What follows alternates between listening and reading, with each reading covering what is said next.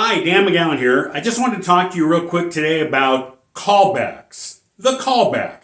It's a fun thing to do as a stand-up comedian. Audiences almost always love it, especially when it's done right. So let's talk about how to do the callback correctly.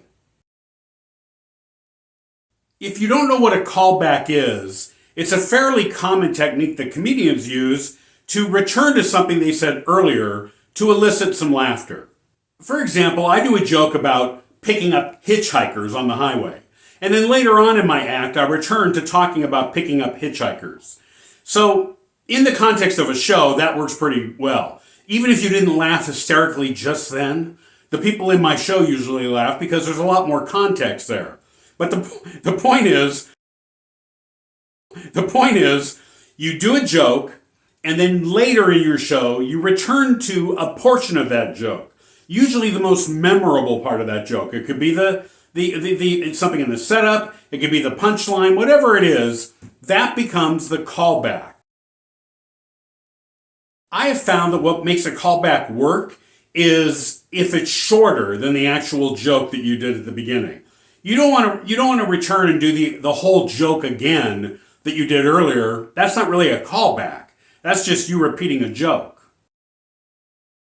So find the nugget of that joke that you think people will remember as being funny, and then when it's appropriate later on in your set, do that as a callback.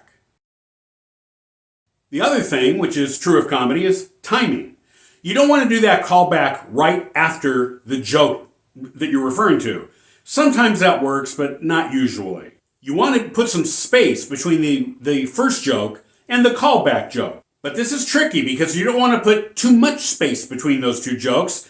Audiences have a tendency to forget the jokes, believe it or not. I mean, you might tell a joke in minute 4, and then in minute 10, you tell a callback to that joke, and people haven't stayed with you. They don't remember what that joke was. So to them, it's not really a callback. They're wondering, are you having a stroke?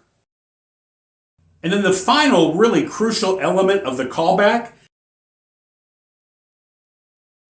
is make sure when you're coming up to your callback that you actually told the joke earlier in your set that your callback calls back to. It's very embarrassing when you tell what you think is a callback and you get nothing but crickets because nobody knows what you're talking about because you never did the original joke. Sometimes that happens. Not to me, but to other comics out there.